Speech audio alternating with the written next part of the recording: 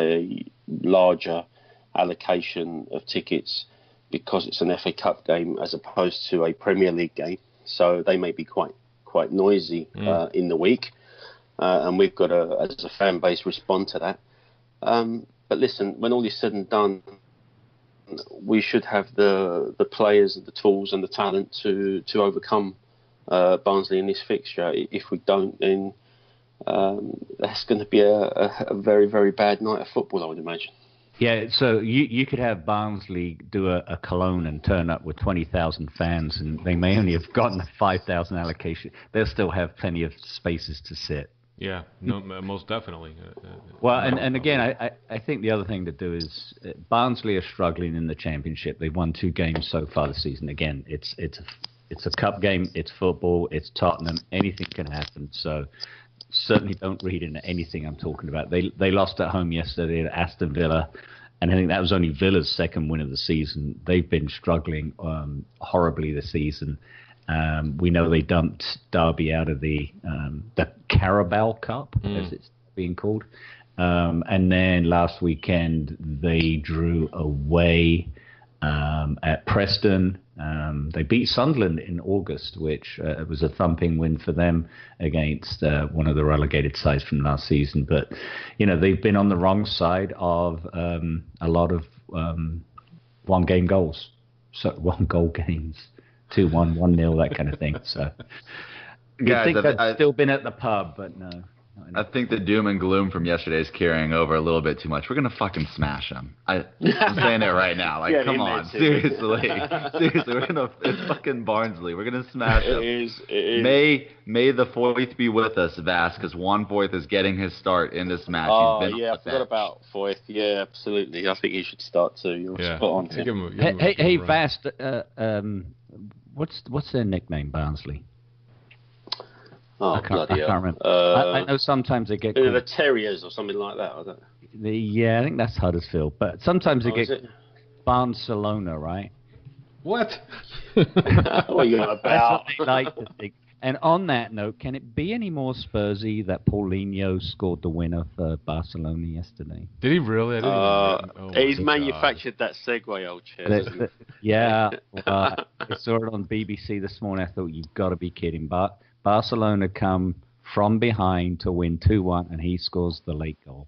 It wasn't quite Cardiff-like, but I was like, got to be kidding me. Oh, dear. Unreal. Anyway, yeah, Timmy, thanks for the wake-up call, Timmy. We're going to smash him. All right, so I just Googled it. Barnsley's nickname is the Tykes.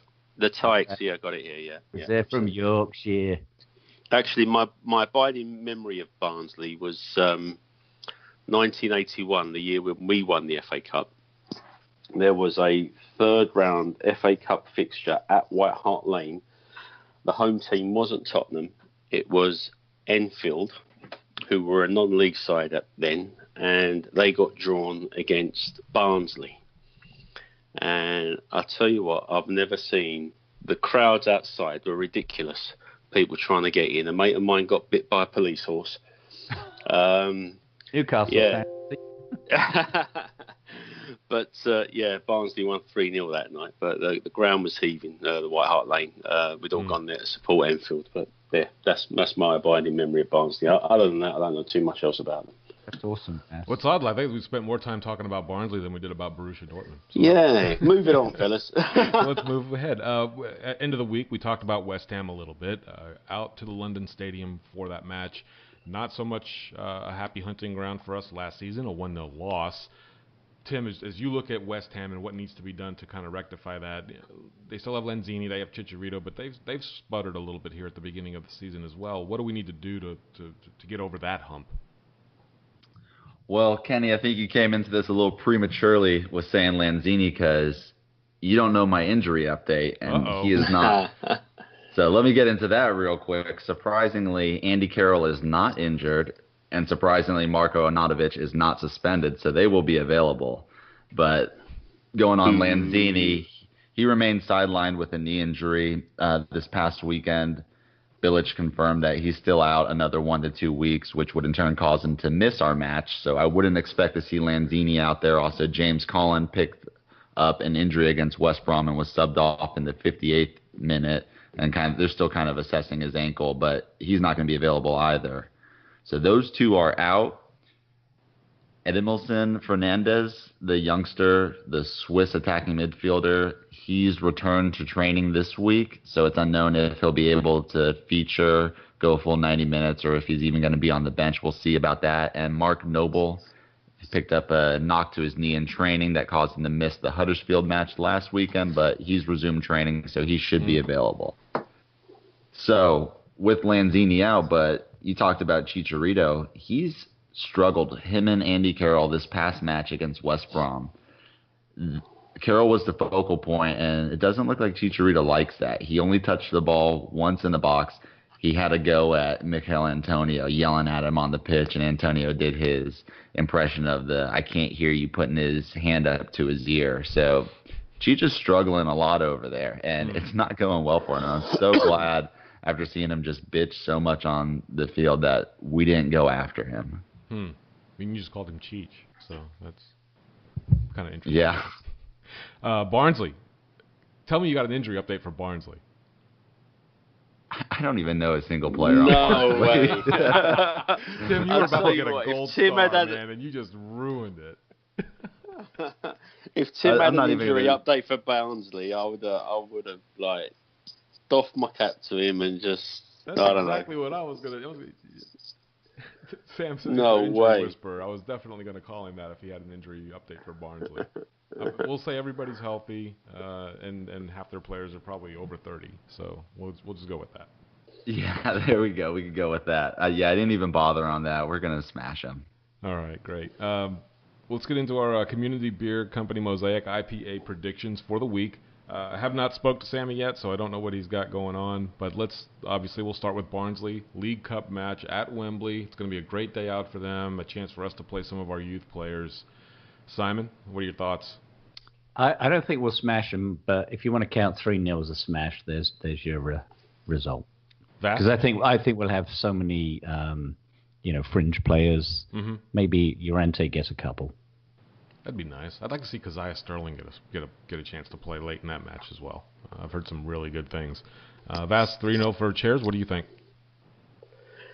Yeah, I was going to go 3-0 as well. Okay. So yeah, 3-0 for me too. We actually kept a clean sheet yesterday, by the way. Nobody sort of spoke about that. Something that we haven't really done at Wembley for, can't remember how long. So that was a good sign. But Yep. yeah, 3-0 in the week against Barnsley as well. Yeah. Timmy, what about you? 4-0 with the Llorente brace. 4-0 with a Llorente. I'm gonna stay with the consensus here. I'll say 3-0 as well. I think Marcus Edwards gets on the scoreboard for that one, so I'm looking forward to watching him play. Our little Messi, I guess, as some people have dubbed him. And we go into the end of the week. West Ham, obviously, at the Olympic Stadium. I guess I'll start with this one. I simply want to reverse what we did last year, and I'll say 1-0, cheeky win. Hurricane gets us the win. Simon, I'll move on to you. Well, yeah, it's interesting because didn't I pick us to draw at home to Dortmund and then beat Swansea? So obviously I got those kind of right, just ran the wrong way. I think we're going to carry on our rich vein of away form, and we'll beat them there. I know it's a big pitch, big stadium, kind of like Wembley, so you could say that's why we lost last season, and there goes that Wembley curse again. But no, I think we'll go there and we'll do them 2-0. Pikeys. I'm going to go with a 2-0 also, and they can shove those bubbles up their ass.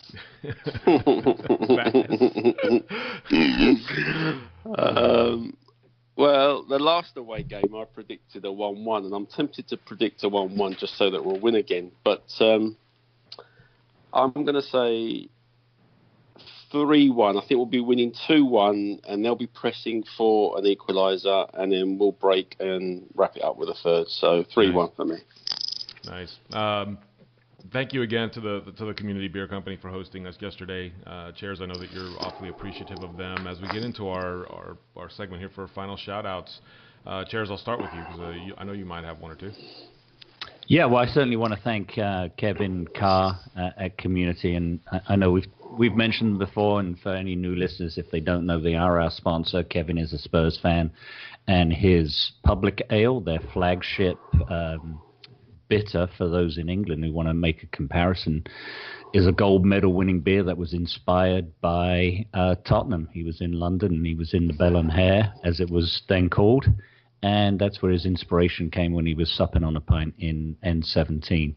And I want to also thank him, and not a lot of people know this, but we're about to debut a Spurs-inspired tap handle in navy blue and white with a cockerel on the top. Beautiful. That will be awesome. Yeah. He better make an extra one for us. Yeah, no kidding. And I did see yesterday they're getting ready for their seasonals. We missed the funnel cake beer by a week, I understand. And when we got there are Jack Daniel's barrels lined up against the walls. They have I guess a winter ale that they do where they, I don't know how the process works, but they brew the beer, put it in the wooden barrel, it sits for X amount of time, and then it has that, bourbony taste to it. But bourbon barreled stouts are pretty popular in the craft beer world. Yeah. So hopefully that's what they do. Really. Hopefully we have one of those 11:30 kickoffs around November and December when TV moves, so that we can get another one in there before the year's out. Because we only did 2 there last season, and they were both post-Christmas. So it'd be nice to get another one in before the end of the year and around the holidays. That would be pretty awesome. Yeah, I might have to try to get a win there. Hey, I also want to shout out Marius Donnelly at Trinity Hall, one of our home pubs. Without prompting, for our raffle yesterday, he donated a $50 and $25 gift voucher. Who won that? Or you did, you sloppy git. You're buying the first round, Tim, the board member that wins everything. Yeah. Won the free kit, won the $50 gift card. I've got no record of that. I've got no record of that kit. Sorry. Fix. That's me done, mate. That's me. Thank you. I won a mouse pad. That's what I won yesterday. I was happy to win. Using it right now, in fact. My Spurs mouse pad. Timmy, what about you? Any shout-outs? No, none. Vass? No, not this week, mate. No shout-outs. How was your holiday? You went to Cyprus. Did you scout Applewell for us? I should have done, shouldn't I? Yeah, they're probably the best team in Cyprus, so it won't be a total walkover, but we should have enough to win. No, holiday was great. We came back late for Wednesday night, and I've been freezing ever since because it was like 30-odd degrees over there, and it's like 11 or 12 over here at the moment. So, yeah, wish I was back on the beach. Yeah, nice, and you're delving into a new adventure with Ricky, who formerly of the Spurs, going to do the Last Word on Spurs, and I understand they have a new conjunction with Last Word on Football, so a big undertaking there. You excited about that? Well, yeah, I don't think it's going to be anything regular, as I probably initially thought, but there was this hookup with the Last Word on Sports brand that I write and edit for. Yesterday was formalised. So, yeah, Ricky and Jason have moved away from eSpurs now and started a podcast called Last Word on Spurs. So I may be getting on once or twice, so we'll see how that goes. But Hotspur America is still my home base. Make my heart flutter, man. Could just hug your neck right now. Yeah. Yeah, and as I was saying earlier, I've got to try and come over for one of these community beer events you're having at this place. Please do. It sounds awesome. You and your lovely bride have a place to stay when you do. So please come over. I would love to have you. Cheers, kid. Yeah, definitely. Yeah. I just want to go back a step and thank all of the supporters clubs, Austin, Houston, San Antonio, Dallas, for coming together here in Texas, but also those that are in Florida and throughout the United States for doing what they are doing, as well as anybody that's just associated with the relief efforts as a whole. Our own Sam has been down there and already put in a lot of time helping folks out. So definitely want to give a shout to him. I was able to see him yesterday at Community, and it seems like when I'm at the pub, he's not, and when he's